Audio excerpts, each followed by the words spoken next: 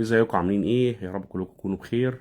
النهارده احنا في نجوى انتيكس، زي ما اعلنا الاسبوع اللي فات. النهارده عندنا اوبن داي هنا في نجوى انتيكس. العنوان فين تاني؟ 380A سبيرز رود اوكفيل. تمام. اهلا بيكم. ازيك يا استاذه نجوى؟ الحمد لله. اخبارك ايه؟ تمام. جيت معلش متاخر انت يا عم. انا جيت متاخر، ماتش الاهلي بقى وكده في الاخر ما كسبش. يعني فاتك الايفنت كله، معلش. طب معلش، انا جاي في اخر ساعه، معلش، بس انا لازم قلت لازم اجي ونطلع ونشوف العروض الجامده اللي عندك. والحمد لله النهارده كان في ناس صبحيه جم، فده شيء في حد ذاته كويس. والخبر الحلو ان احنا ان شاء الله مش بس النهارده، احنا مكملين لاخر ان شاء الاسبوع الله لاخر الاسبوع باذن الله. يعني التخفيضات اللي اعلنا عنها عن النهارده. تمام. يعني قررنا ان احنا يعني عشان خاطر عملائنا الاعزاء ومشاهدينا متابعين مون تي في. ايوه تمام. مون تي في، ان احنا مكملين لغايه اخر الاسبوع باذن الله. طيب خلينا ندخل بقى في العروض على طول. هنبتدي. بصوا يا جماعه، ده الاتيليه او الستور زي ما انتم شايفين. همشي معاكم براحه كده تشوفوا بصه بس كده ايه من على الوش، وبعد كده ندخل على حاجه ونشوف ايه العروض اللي عندنا النهارده. طيب نبتدي من الشمال ولا من اليمين؟ نبتدي من هنا. طيب جميل. ايه طبعا المتعلق على الحيطه ده تمام. في يعني انواع مختلفه من الارت وورك. في عندنا نيدل وورك، نيدل بوينت، اللي هو شغل الكنفا والاوبيسون بتاع زمان. قطع جميله جدا. هنا مثلا عندنا التحفه الفنيه دي بيسموها فان شادو بوكس. اوكي. ايه بقى الفان شادو بوكس ده؟ دي مراوح اللي هي معموله من الحرير الطبيعي ومرسومه بالالوان. بيتفصل لها بوكس كده، يعني فريم بوكس كده بتدخل جواه بشكل نفس شكل المروحه. حاجه تحفه فنيه يعني. دي بلدها ايه؟ ده صيني. المروحه صيني. بس الارت ده بيتعمل في اي مكان، ما فيهوش مشكله. بس يعني تبقى عندك مروحه حلوه وتعمل. انا موجود عندي مراوح كتير من غير الشادو بوكس لو حد يحب يعملها هو، وفي اللي موجوده بالشادو بوكس. تمام. حاجه زي كده ممكن يبقى سعرها قد ايه؟ هي سعرها الاصلي $350. اوكي. يعني احنا ممكن نعمل عليها تخفيض وعشان متابعينا وكده هو هتبقى ممكن يعني 280. وعشان منتصر يعني ممكن ننزل شويه كمان تبقى 260. طب جميل. يبقى التحفه دي كانت، احنا قلنا كان 300 وكام؟ 350 ونزلت عشاننا وعلشان متابعين مون تي في ل 260. جميل. طيب انا شايف حاجات تحت الصيني كده ايوه تمام. يعني مثلا ممكن ناخد كده نموذج ظريف نتكلم عنه.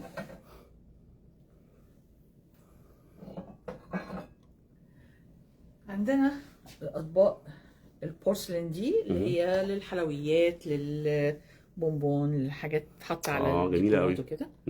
دي ماركه عاليه جدا جدا اسمها دريسدن، نسبه الى مدينه دريسدن اللي كانت موجوده في المانيا الشرقيه وحاليا طبعا في المانيا الموحده. تمام. طول عمر المدينه دي تشتهر بشغل البورسلين العالي الجوده، وزي ما انتم شايفين ذوق راقي ورائع جدا وورد بارز حاجه جميله. شغل عالي يعني. طيب برضو اهم حاجه بالنسبه لنا الاسعار. اخبار الاسعار ايه؟ طيب هي دي السعر الاصلي بتاعها $120. تمام. ما تقوليش بقى عشان خاطر بقى بس يعني ماشي. احنا ممكن نخليها $90. ده النهائي بتاعها. ودي 90. تمام. ممكن يعني نقلب واحده بس ونشوف الختم اللي عليها من تحت. عشان بس نبين ان احنا مش يعني دي انتيك. تمام. طبعا دي قديمه جدا. دي قديمه جدا. بصوا احنا بنتكلم في ايه. اوكي. فدي من جيرماني. اوكي تمام. اوكي. ممكن بقى نتقدم شويه. ايوه. طبعا في عندي مجموعه حلوه جدا من البورسلين الانجليزي. اوكي. فاحنا عندنا الاشهر والاجمل بالنسبه للشغل الانجليزي هو رويال ألبرت اولد كانتري روزز. اوكي. في كذا حاجه بقى يعني. في عندنا زي ما انت شايف كده اللي هو الشمعدانات فازه صغيره، في اطباق بتاعه جاتو، في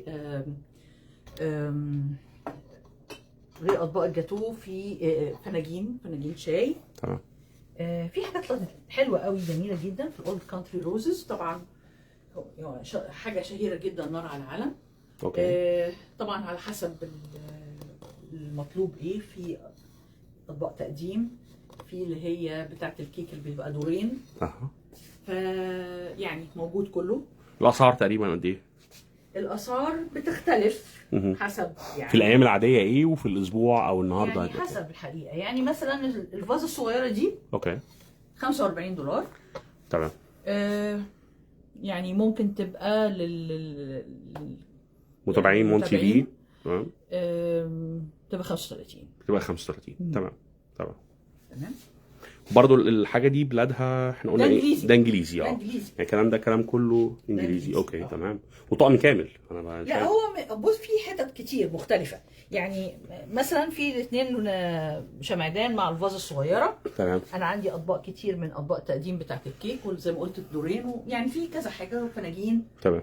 ودي الباقه كامله بقى، يعني احنا بنتكلم كده نفس يعني دول اطباق كلها مرسومه يدويا. تمام. مختلفه بقى، في فرنساوي، في الماني، في انجليزي. برضو الاسعار والله حسب الطبق. يعني الطبق هل الطبق كل ما يكبر كل سعره ما يزيد؟ لا مش شرط، حسب الاوريجن بتاع الطبق وتاريخه وقدمه. تمام. جميل. طيب تمام. نقدر نروح فين تاني؟ نتكلم على ايه؟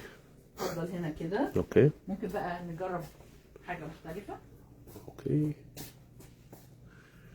عندنا ده طقم شاي من ارقى انواع البورسلين الانجليزي، باراجون.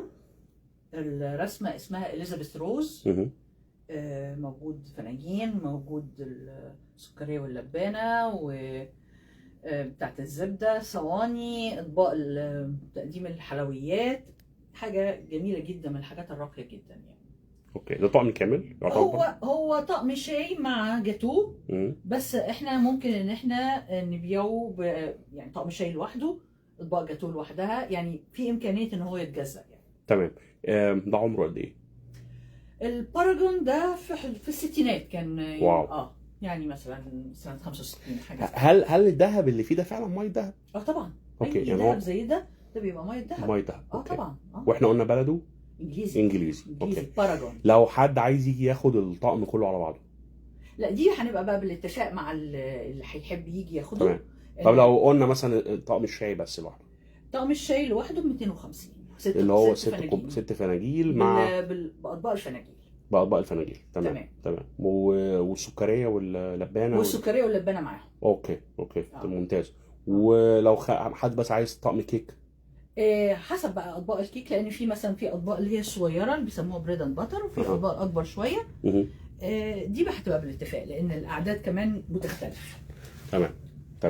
انا برضو شايف مجموعه تشكيله اطباق كامله هنا. اطباق بقى مرسومه. اوكي. ليموش فرنساوي والماني وايطالي ويوناني. واو. وانجليزي. تشكيله كامله يعني. ليموش احنا كان لينا حلقه كامله عن الليموش. اتكلمنا عن الليموش. ايوه. واللي عايز يفهم عن الرموش اكتر ممكن يرجع الحلقه عندي. جميله الحقيقه. بالظبط، على منتصر TV.ca. ايوه تمام. ممتاز. هنا قبل ما نروح هناك، انا في فوق يعني حاجات فنيه جامده جدا. ده طقم يعني للديكور. اوكي. عباره عن 2 فازه، وهو الطبق العريض ده هو من الغطا بتاعه، ده شغل كله يدوي.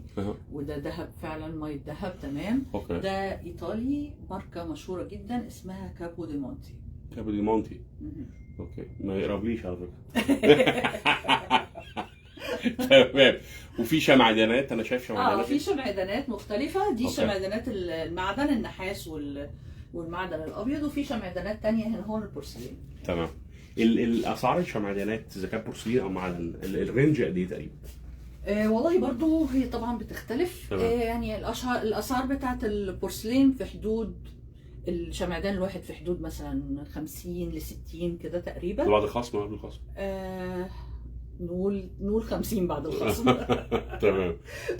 وبالنسبه للمعدن؟ بالنسبه للمعدن بقى يعني مثلا الاثنين اللي على الجنب دول نحاس تقال جدا كمان، لو لهم قاعده ولهم يعني في شغل كتير. مدام مارجريت ميلاد بتقول المكان فين؟ فنعيد تاني العنوان. سبيرز رود اوكفيل، 380 A سبيرز رود اوكفيل. مدام مارجريت احنا هنا في اوكفيل، وزي العنوان ما قالته مدام نجوى دلوقتي. ولو في اي حاجه عجباكي مدام مارجريت قولي لنا ونحجزها لك وتيجي تستلميها. اهلا وسهلا. طب شكرا على المتابعه. الطقم الفازات اللي فوق ده عالمي بصراحه. طب ايه اسعار اخبارها ايه؟ انا حاسس انه مليون جنيه دولار مثلا. يعني لا هو مش مليون الا ربع يعني. مليون الا ربع يعني فخيم قوي. ما شاء الله. هو سعره $750. واو. طبعا. بس هذه خصم حلو بقى. والله يعني يجي يشيل 3 قطع. يجي يشيل 3 قطع طبعا. $600 اكيد.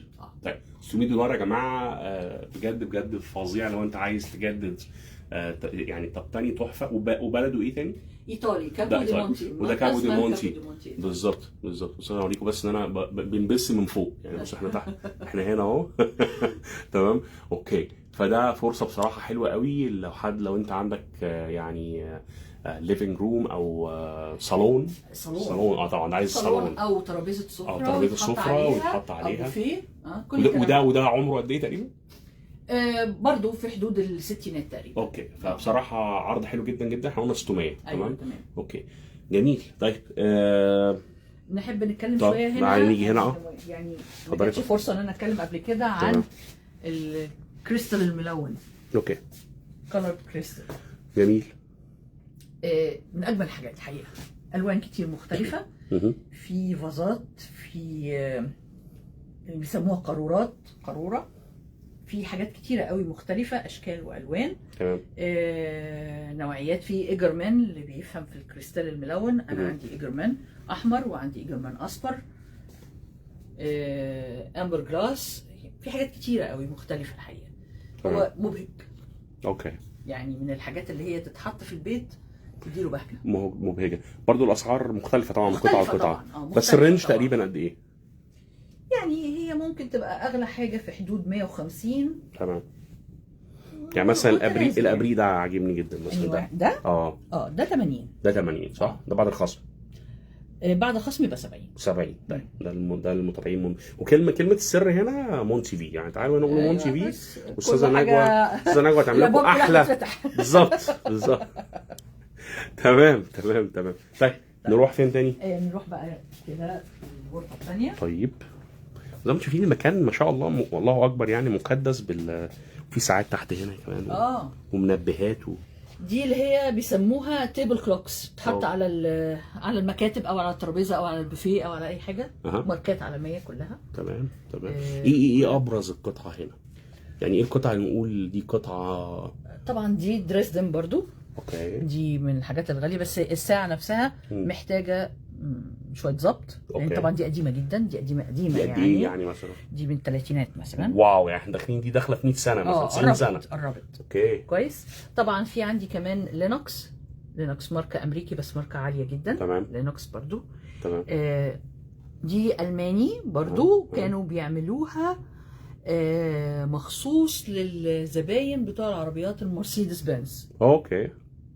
بتتعمل مخصوص لزباين المرسيدس بنز. دي قديمه برضو. دي في حدود مثلا يعني اواخر الخمسينات او الستينات. تمام. في هنا بقى حاجات تانية مختلفه. في مثلا دي برضو الماني. طبعا ساعات الالماني سويسري رقم 1. الماني تكاد تكون تقريبا في نفس المستوى. الساعه شغاله يعني. لا ساعات ما شاء الله حاجه تحفه. ومعظمهم وايند اب، يعني اللي هم بيتملوا. في القديم طبعا وفي الجديد بالباتري. اوكي. يعني الجديد ده جديد نسبيا، يعني مثلا سبعينات وكده لما ابتدوا يستخدموا الكوارتز. ده الجديد اللي في الاسعار تقريبا قد ايه؟ برضو والله تختلف يعني بغض النظر عن الكبيره قوي اللي ورا دي غالبا يعني غاليه. مثلا اللينوكس دي ب 120. تمام. دي ساعه بورسلين.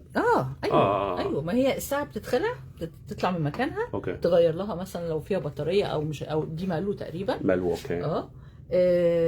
هي دي ساعات المكتب بتبقى شكلها كده كلها. اوكي. كل ده بورسلين، اللي فوق ده كله بورسلين. تمام. في هنا حاجات بالخشب، في حاجات بالمعدن، في بورسلين برضو، وفي خشب، يعني تشكيله مختلفه. تمام. احنا بنرحب بكل الناس الجميله اللي متابعانا هنا في اللايف.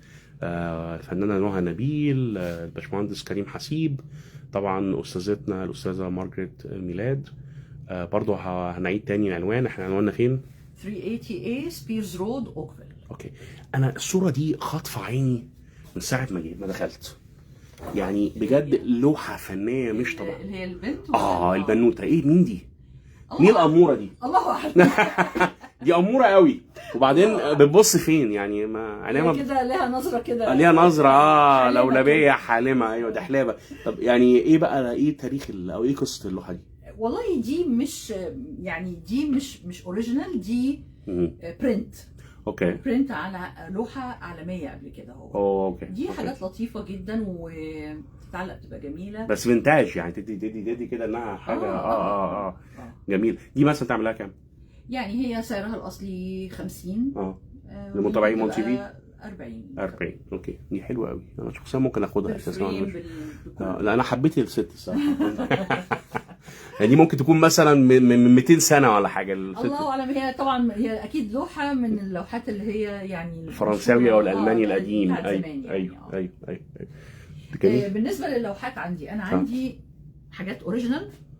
يعني ايه؟ يعني بالرسامين الاصليين بتوعها. تمام. قد يكون الرسام مشهور او مش مشهور بس لوحته حلوه.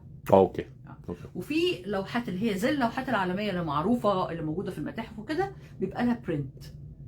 تمام. والبرنت بيبقى زي زهرة الخشخاش بتاعت فان جوخ مثلا، الموناليزا بتاعت فطبعا ميزه البرنت اللي بيبقى اسعاره اقل. انا خطفت عيني برضو ده حضرتك احنا بنسميه ايه تاني معلش اللي فوق ده؟ ده احنا في مصر بنسميه شغل كنفا. امي انا فاكر جدا الصالون كان عند ماما الله يرحمها في حاجه زي كده. ده نيدل بوينت او كنفا اللي احنا بنسميه في مصر. كنفا بالظبط. ودي بقى فنانه اللي عاملاها وماضي عليها هي. اوكي. حاجه زي كده مثلا سعرها هيبقى قد ايه وعمرها قد ايه؟ دي مثلا برضو بقى لها مثلا مش اقل من 40 سنه. واو. اوكي. طبعا في نقطه مهمه جدا لازم نقولها. هنا في كندا الفريمينج غالي جدا. جدا. اوكي. فكونك انك تاخد اللوحه كنفا بالفريم بتاعها انت محظوظ. لان يعني اللي جرب يحاول ان هو يبروز حاجه هيعرف فعلا الاسعار عامله ازاي. حلو. احنا اشتغلنا في البراويز بقى فعلا. كان بجد والله. يعني مش ممكن بتكلف تكلفه عليها. بلاها اعلام ونشتغل في البراويز. تعملها كام دي؟ دي 120 وللمتابعين بتوعنا نخليها 100 ان شاء الله. 100. طب تمام. بصوا يا جماعه الفيديو ده متسجل فانا عشان بس ايه اي حد معجب باي قطعه هنا يجي ويفرج استاذه نجوى الفيديو اللي انا عايز القطعه دي.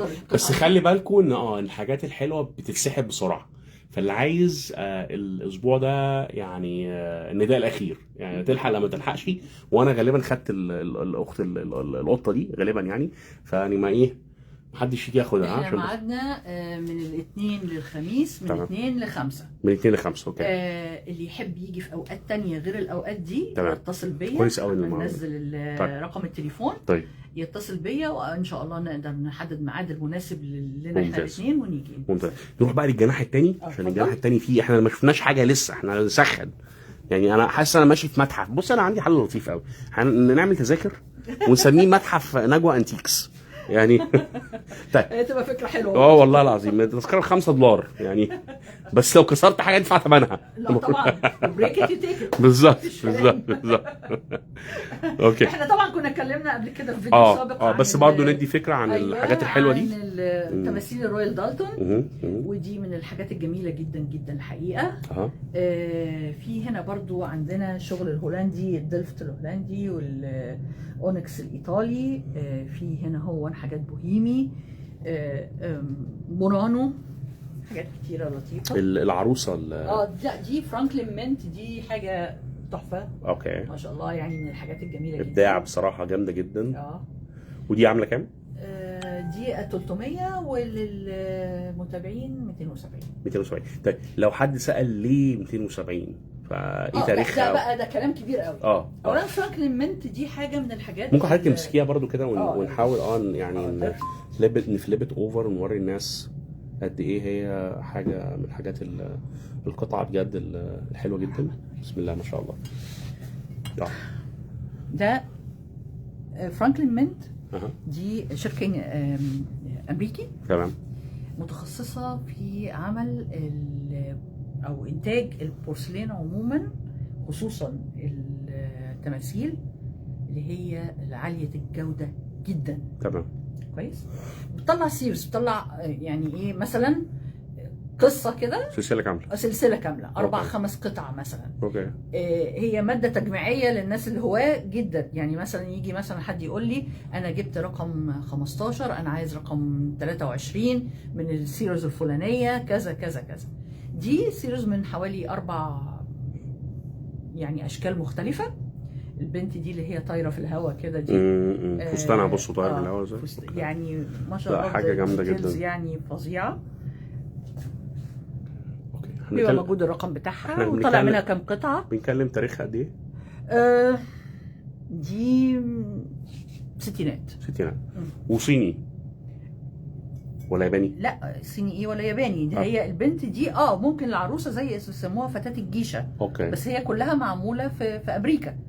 اوكي. هي قصه. انا قصدي البنت نفسها يابانيه. يابانيه. ما ده لابسه الكيمونو بتاع اليابان. تمام. قبل بقى ما ندخل في الجناح اللي هناك ده، ممكن ناخد فكره برضو عن الاكسسوارز اللي هنا. دي نقطه مهمه جدا. ودي مش اكسسوارز عاديه. لا دي مش اكسسوارز عاديه. تمام. دي كلها حاجات فينتج. اوكي. وانتيك قديمه يعني. تمام. في ماركات مشهوره، ديزاينرز مشهورين كانوا بيشتغلوا في الفترات بتاعه من اول يعني نقدر نقول من اول بدايه القرن لغايه السبعينات. تمام. بينتجوا انتاج معين. في ناس بتجمع او بتحب انها تبقى عندها الاكسسوارات دهيا، خصوصا البروشات اللي بتتحط على الجاكيتات، خواتم، سلاسل، عقاد، كل حاجه موجوده. انا الحقيقه عندي تشكيله كبيره. جميل. وديزاينرز مختلفين. طبعا احنا لو عدينا على قطعه ممكن نقعد لاخر الاسبوع. طب مثلا خلينا ناخد حته كده حاجه عشوائيه من هنا مثلا. طيب. دول اللي هم البورسلين، دول معظمهم ليموج فرنساوي. أوكي.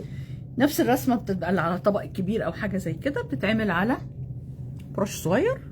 تمام. كويس. وده بروش يعني دي كلها بروشات. اوكي. دي كلها في حلقان، وفي خواتم. من دول مفيش خواتم بس في حاجات يعني تانية لها الخواتم بتاعتها. طيب السلاسل دي ذهب فضه ولا؟ السلاسل اللي فوق دي فضه. اوكي. ودي فضه مصري على فكره. اوكي. كويس. وعندي فضه تاني، حاجات مختلفه تانية. اسعار السلاسل الفضه ايه؟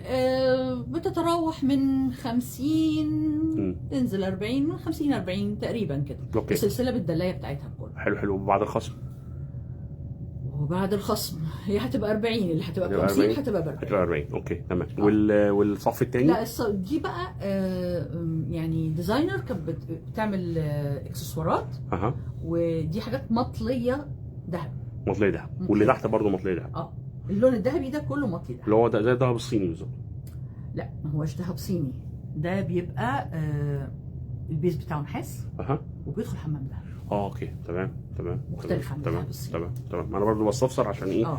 ممكن يجي في بعض وزي ما احنا شايفين بعض مش قدام بس ديزاينر يعني فنانه هي اللي بتعملهم. هي اللي الحاجات الذهب دي اسعارها عامله برضه في حدود مثلا 50 40. طب حلو. انا شايف دي حاجات افوردبل قوي وممكن جدا وجميله قوي كهدايا للناس اللي بتحب. ولو حبينا مثلا ناخد هدايا للكريسماس، هدايا للمدرسين في المدارس. خلينا نقول مثلا ايه، لو حد جاي اشترى مثلا حاجات ب $1000 مثلا، ممكن ياخد هديه من السلاسل دي؟ ممكن طبعا. اوكي. ممكن طبعا. حلو قوي العرض ده. انا بطلع لكم والله العظيم، بطلع لكم عروض انا مش متفق معاها عليها اصلا يعني. الله يخرب بيتك يا منتصر. بس شوف $1000. هتشوف $1000 بس. تعالى اشتري حاجات ب $1000 وخد سلسله فضه يا عم هديه. تمام كده. طيب ندخل بقى تقيل. المخيف بقى، الحاجات المخيفه. طبعا احنا كنا برضو اتكلمنا كريستالات بقى. ايوه عن الكريستال وانواعه واشكاله. تمام. ووضحنا ان احنا عندنا حاجات كتيره مختلفه وانواع كتيره مختلفه. تمام. في حاجه هنا احب برضو ان انا افرج الناس عليها. احنا بنحبه قوي في مصر بالذات، اللي هو البلو بلان او الابيض وازرق. طبعا ده يعني الرائد فيه جدا هولندا، الهولندي طبعا. ايوه ماركه دلفت. انا موجود عندي منها يعني حاجات كتيره جدا. وفي حاجات تانية من بلاد تانية، يعني في حاجات برتغالي برضو، في حاجات صيني يعني عاليه، في حاجات مختلفه كتير. حلو او شيك بصراحه. اللي يحب بقى اي حاجه بقى، يعني فازه، بوت بتاع زرع، اطباق تتعليق. متوسط الاسعار قد ايه؟ يعني احنا بنتكلم مثلا لو اتكلمنا في البنات دول مثلا 50 الواحده، 40 للمتابعين. اوكي مثلا يعني. تمام. حاجه زي كده. اوكي. هنا برضو مش عارفه تعرف تعدي ولا ايه. اوكي. ده جديد الكلام ده. مش جديد. ما شفتوش. لا مش جديد، جديد بالنسبه لي. انا ما شفتوش قبل كده المره اللي فاتت. لكن هو عمره قد ايه؟ وايه ده اصلا؟ الاول بس نتكلم عليه ده ايه. طيب. ده حاجه اسمها ويدجوود جاسبر وير. ايه الويدجوود جاسبر وير ده؟ نوع من انواع الكلاي او الطين القاسي جدا الناشف جدا. تمام. بيتشكل اشكال ويدخل الافران، ينشف وبعدين يطلع، او طبعا بياخد اللون الاول عشان يدخل الفرن باللون، وبعدين يطلع ويتعمل عليه الديكور بتاعه. ده طبعا انجليزي، شركه كبيره جدا ومشهوره جدا اسمها ويدجوود. بتطلع الوان كتير. اكتر لون معروف وكومن اللي هو اللون الازرق الفاتح. في عندنا بقى ازرق غامق، اسود، اخضر، ابيض، العكس، ابيض في ازرق فاتح. في حاجات كتيره جدا مختلفه، اطباق، علب، اي حاجه زي كده. هو طبعا ده له ناس بقى بتحبه جدا جدا جدا وبتحب تقتنيه فعلا. من ضمن كمان الحاجات اللي مشهورين بيها ان هم كل سنه بيطلعوا مثلا 3 اشكال لاطباق احتفالا بالكريسماس السنه دي. يعني ده مثلا ده كريسماس 87، ده كريسماس 81. اوكي. كذا يعني، عارف ازاي؟ او مكتوب عليه. اوكي. السنه اهي صح. ايوه ده 93. سنوات كتيره جدا. اطباق 87. وفي دول بقى اللي مش مكتوب عليهم حاجه، صغيرين، اشكال مختلفه، وفي مثلا طفايه سجاير، في حاجات كتيره مختلفه. الاسعار تقريبا قد ايه بالنسبه لده؟ ده هولندي احنا قلنا صح؟ لا ده انجليزي. ده انجليزي. ويدجوود. اوكي. الطبق الكبير سعره 50، للمتابعين هيبقى سعره 45. تمام. العلب 45 هيبقى سعرها 40. يعني ده الحركه فيه قليله شويه، لانه يعني بصراحه يعني هو بيتجاب غالي قوي. اوكي تمام. جميل. انا شايف مطحنه قهوه يا مش شغاله. ايوه مطحنه قهوه فعلا. مطحنه قهوه هوا. دي عمرها قد ايه دي؟ بص حضرتك. الله. اوبا كده هو هنا عشان يطلع البن. وهنا بتحط البن القهوه ويقعد لف بقى واطحن. ايوه. دي برضو دلفت. يعني دي هولندي. هولندي. دي مثلا ممكن يكون عمرها في حدود 30 سنه مثلا. 30 سنه. هي معموله كشكل القديم، يعني تلوك فينتج. بس هي ما هياش اللي هي القديمه قوي يعني. بس بتطحن. طبعا بتطحن. اوكي. ودي سعرها كام؟ دي سعرها 60. اوكي. وللمتابعين هنخليها 50. تمام. حلو قوي يا جماعه. لو حد يعني بيحب يعمل كده قهوه بمزاج ومطحنه هولندي اصليه. طبعا ده كبر اللي هو نحاس احمر. كمان نحاس احمر، فيعني ما فيش حاجه بتصدي ولا هتغير طعمها. اوبا. ايه الكلام الجامد اللي فوق ده؟ ده شغل ايراني. ده شغل ايراني صح. انا قلت كده برضه. ده هاند ميد طبعا. قديم. هو النحاس الابيض. لو نفتكروا زمان ده نحاس. عند جداتنا زمان كان عندهم حاجه اسمها النحاس الابيض. اوكي. ده شغل بقى ايراني كله. ده ابريق. ده ابريق. كانوا زي اللي بيستخدموها يغسلوا بيها ايديهم بتاع. صح. والطبق اللي وراها ده برضو طبق ايراني. واو. دول قدام جدا. دول يعني مش اقل من 1890 مثلا. واو. احنا بنتكلم في 150 سنه مثلا. تمام. ده بكام بقى الابريق الواحد مثلا؟ الابريق الواحد انا طبعا بفضل ان انا ابيعهم الاثنين مع بعض، لان هم بيني وبينك هم الاثنين يتباعوا مع بعض عشان يعملوا السيمتريه يعني. ايوه. في سيمتري. هو الابريق الواحد 350. اوكي. لو الاثنين هيتاخدوا مع بعض يبقى ممكن يبقوا الاثنين ب 600. حلو قوي حلو قوي. ده انا شايفه ان هو يعني صفقه جامده جدا لتاريخ حاجه القطع قديمه فعلا. لا وحلوين قوي كمان، ينوروا اي صالون يعني. جميل. طيب ندخل بقى على ايه؟ ده في نحاسيات هنا. نحاس وحاجات سيلفر بليتد لاستخدام السفره والضيوف. وفي حبه بقى اباريق شايفه ايه؟ الاباريق الشاي اللي فوق دي اباريق انجليزي. الدراعات بتاعتها اللي هي المواسك بتاعتها امبر اللي هو كهرمان. واو. ليه كهرمان؟ عشان كهرمان عازل ما يلسعش اللي ماسكه، ما يسخنش. ده كهرمان طبعا قطعه كهرمان منحوته. واو. في عندك الفاتح وفي عندك الغامق. الابريق كل سعر ليه سعر طبعا. دول طبعا قدام جدا. بس احب بس اوضح ان ممكن يكون بيبقى فيهم شويه خبطات او حاجات زي كده. طبيعي. قدام جدا جدا برضو، دول من بدايه القرن يعني. واو. الاسعار قد ايه تقريبا؟ يعني الابريق الواحد 100. اوكي. لا بس اللي بايدين كهرمان 130. 130 اوكي. اللي بايدين خشب ب 100. اوكي. وممكن ينزل $10 $15 يعني. حلو قوي الكلام ده. وده نحاس يمكن يكون شويه. في نحاس احمر وفي نحاس اصفر عادي. اوكي. حاجات مختلفه. تمام. يعني دي اسوأ حاجه ممكن نعملها ان انت تتمشى في محل انتيكات. الحمد لله مفيش حاجه اتكسرت. انا بس عايزه اوري حاجه هنا صغيره لو ممكن. انا هاجي وهنرجع احنا للفازات الجامده دي كمان شويه. اوبا ايه ده؟ صندوق. يا خبر ابيض يا جدعان. انا عايزه بس اوريك حاجه لطيفه جدا. يا فندم ده صندوق جوه صندوق. دول 5 جوه بعض. واو. بس طبعا علشان هم كتير قوي صعب جدا فانا ببيعهم بالواحد يعني. اللي عايز ياخدهم كلهم اوكي، اللي عايز ايه القطعه الفنيه دي تاريخها ايه؟ بقى لها كام سنه؟ بص دلوقتي ده خشب طبيعي، ده نحاس. اوكي. الرسم ده رسم بانتير على الايد. اوكي. كلهم بنفس الشكل، نفس الرسمه نفس الشكل كده ورا بعض. تمام. اوكي. ده بقى ظريف جدا ان احنا ممكن نستخدمه نحطه مثلا في الانتريه وفي الصالون. طبعا ده قطعه فنيه يعني. وننزل منه حاجات كده. صندوق كبير ده لوحده كده ممكن يعمله كام؟ الصندوق الكبير 300. اوكي. وطول بقى ما احنا نازلين بننزل في السعر. اصغر واحد الحجم ده هو قد كده، هو تقريبا يوصل ل 100 تقريبا. يوصل يعني 300. ممتاز.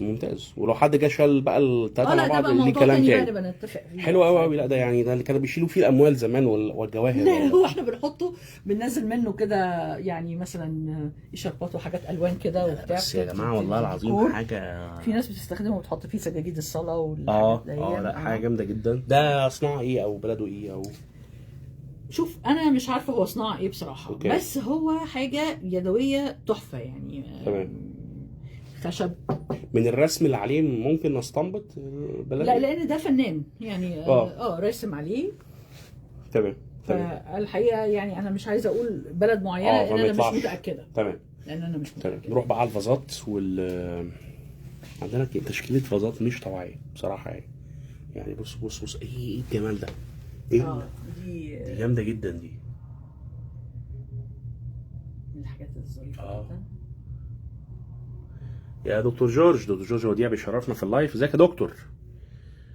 ومعانا استاذ زياد حامد برضو، طبعا استاذتنا مارجريت ميلاد. ايه الفازه الجباره اللي في الاخر ورا دي؟ وايه الورد اللي يا خبر ابيض؟ ورد بارز برضو ده الكابو دي مونتي الايطالي. نفس الحكايه. واضح ان انت معجب بيه لان انت عينك بتيجي عليه جامد قوي. لا بس بصراحه حاجه فخمه جدا يعني. كابو دي مونتي برضو. ده فازه تعملها كام مثلا؟ الفازه دي سعرها 350. متابعين 300 يا جماعه. دي فرصه حلوه بصراحه. طبعا هي حجم جاينت يعني. جامده يعني. دي لوحدها تتحط لوحدها، ما تحطش جواها حاجه يعني. لا دي فعلا. ودي صناعه ايطالي قديم. وتاريخها قد ايه تقريبا؟ من الستينات. اوكي جميل. طيب احنا لو مشينا على قطعه في الفازات هنا مش هنخلص. احنا ممكن ناخد كده سريعا. لا دي ما ينفعش تتساب دي. لا ما ينفعش تتساب خالص دي. يا خبر ابيض. دي فرنساوي. دي كام دي؟ دي يعني سعرها الاصلي 200. بصوا يا جماعه الجمال. هي دي شغل حديث شويه. اوكي. بس هي فعلا جميله. حلو قوي. سعرها الاصلي 200 وممكن تمشي 180. تمام جميل. طيب الخشبيات بقى. ايوه. خشبيات بقى انا ليا يعني ذوق معين فيها بصراحه. اوكي. مش اي حاجه بجيبها، بحب قوي الشغل اللي هو بيبقى الخرط. اوكي. بيبقى قطعه واحده ومنحوته كده، هو يعني بفضله جدا. في عندك بقى زي شمعدانات، فازات، في فيل فوق اهو. ده بصوا الفيل ده يا جماعه، بصوا الفيل التايلاندي ده اساسا بتحط عليه شمعه اللي هي العريضه. الفيل ده كام مثلا؟ الفيل ده 200 وبعد الخصم ممكن يبقى 180. ده الفيل ده جامد جدا يا جماعه. طبعا حجمه كبير جدا ووزنه تقيل. بصوا عامل ازاي. اوكي، هايل. تمام. الله، برضو الحاجات دي حاجات مختلفه كتير. واو. دولت انا فاكر دي العرايس الميتروشكا اللي هي الروسي. بس دي عرايس يعني مجموعات مش كامله جوه بعضها. انا كان عندي قبل كده اكتر من واحده كامله، بس الحمد لله اتباعوا. تمام. فدول مش كاملين للاسف يعني. تمام. بس انا بحبهم يعني. ايه القطع؟ انا برضو شايف قطع هنا افريقي شويه، تحس انها من افريقيا. ايوه تمام. تمام. دول من كينيا. اوكي. ممتاز. وايه بقى كميه العلب؟ انا شايف هنا علب اصل العلب دي يعني هوايه بحب اوكي. ففي علب يعني شرقي معموله بالصدف. اوكي. سوري او مصري، وفي علب ايراني، وفي علب هندي، وفي علب اوروبي. اوكي. في حاجات كتيره مختلفه الحقيقه. في صدف؟ في صدف بس مش صدف مش زي بتاع الحسين يعني. لا طبعا. وايه دي سكينه دي ولا ايه ده؟ دي ده خنجر. سكينه سمك. سكينه سمك. مش بتاعت صيادين السمك. اوكي. تمام. بص انا يعني بجد انا يعني مستمتع جدا بالجوله هنا، لان انت ماشي بين ثقافات مختلفه. تمام. وسنين كبيره. برضو هنا بقى بعض الاطباق النحاس جوه البورسلين، دول الانجليزي كله انجليزي. تمام. ورجعنا تاني هو اصل النيدل بوينت ده هوايه، انا كنت بحب اشتغل زمان. لا انا فاكر كويس جدا، امي كان عندها حاجه. لا كل ستات مصر كان عندهم. كله. وطبعا ده مصري ولا سوري؟ لا ده مصري. ده مصري صح. اوكي. اللوحه دي مثلا تعملها كام؟ اللوحه دي 65 وتمشي 50 ان شاء الله. تمشي 50. طيب تمام. ايه بقى كميه دي بقى كل سنه طيبين بقى، رمضان قرب والعزايم والدنيا. فدي سيرفيس. سيرفيسات تقديم مختلفين الاشكال والالوان والاحجام. بعد اذنك كده لا اتفضلي. بتبقى موجوده بالبايركس بتاعها.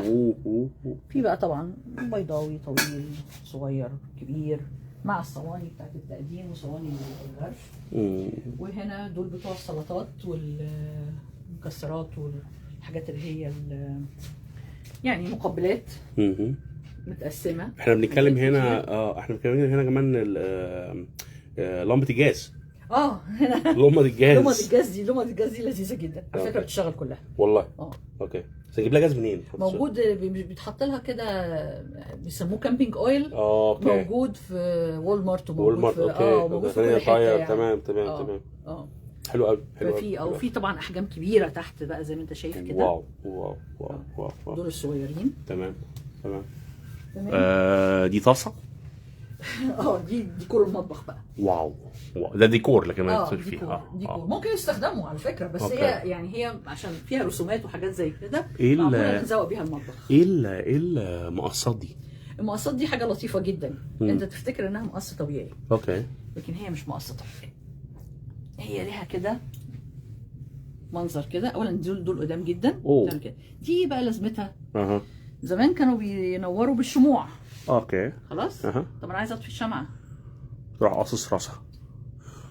بس خلاص. اوكي. فهي من الحاجات اللطيفه جدا يعني. تمام.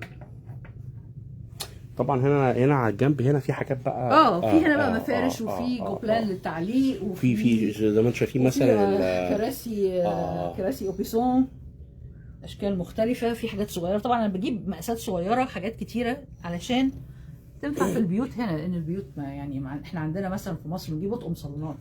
لكن هنا صعب.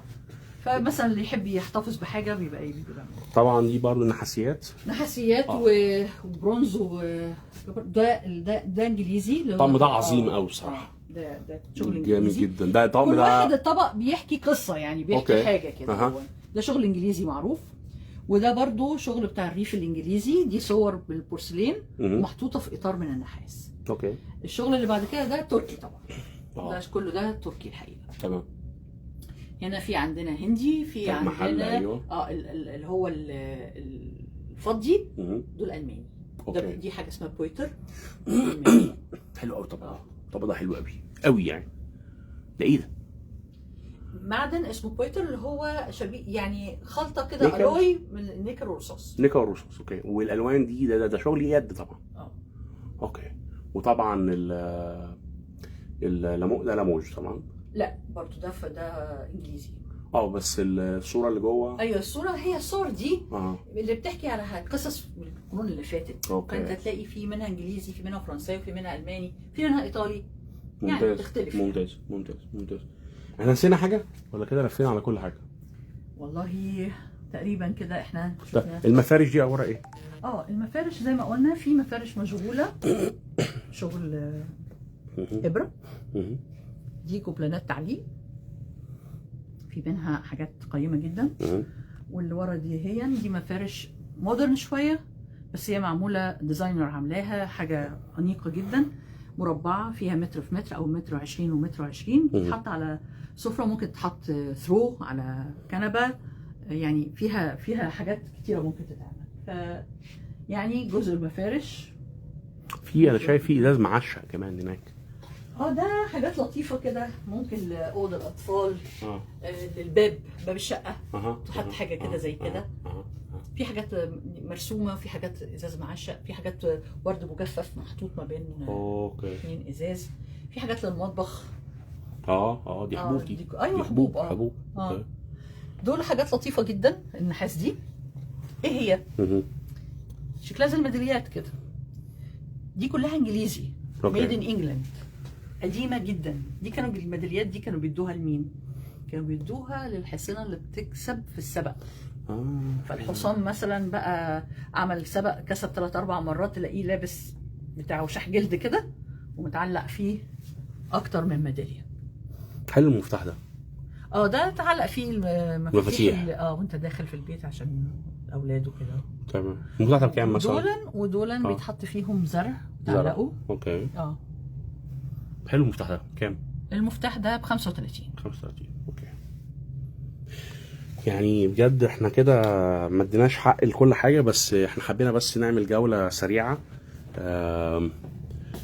في الاتيليه هنا. طبعا انا في برضو موجود عندي اطقم معالق وشوك وسكاكين كلها قديمه، مطليه فضه. مطليه فضه. اوكي. اللي يحب فضه يعني اللي هي ستيرلينج دي بقى بالاتفاق بقى ادور له على طقم، اشوفه له، نشوف الاسعار والكلام ده، لان دي بيبقى موضوع كبير. تمام. طبعا احنا اتكلمنا قبل كده عن الورد. قلنا انواعه، في ايطالي كابوديمونتي، وفي انجليزي. ده كان اسمه الورد الايه؟ برتغالي الكابوديمونتي. اوكي. كويس. هنا دي الاطباق والفازات الميني ليموش، الحاجات الصغيره. الطقم ده حلو قوي اللي فوق ده. هو يعني انت بتاخد تكون الطقم اللي انت عايزه. اوكي. يعني هو مش بيتباع كله على بعضه، تاخد القطعه اللي انت تحب ان انت تقتنيها يعني. تمام. فاحنا النهارده خدنا فكره كامله عن المعروضات اللي موجوده، الاقسام المختلفه، وكمان الاسعار. خدنا برضو عينه من الاسعار دي فاليد لغايه اخر الاسبوع ان شاء الله. تمام. واي مبيعات تعدي ال $1000 هيبقى فيه سلسله من السلسلات الحلوه اللي هناك دي. هديه على المبيعات بعد الخصم كمان. تمام. يعني انت تحصل على خصم و تاخد سلسله فضه او مطليه ذهب من اللي تحت. تمام. طيب احنا الى هنا ناتي لنهايه جولتنا النهارده في نجوى انتيكس. انتوا شرفتونا الحقيقه النهارده، وانا سعيده يعني ان انا ابقى موجوده مع المتابعين. اكيد. واي سؤال اي حاجه هنحط رقم التليفون ونحط العنوان تاني. تمام. ولو عايزين اي استفسار اهلا وسهلا بكم في اي وقت. شكرا استاذ نجوى. عفوا. شكرا. يلا باي باي.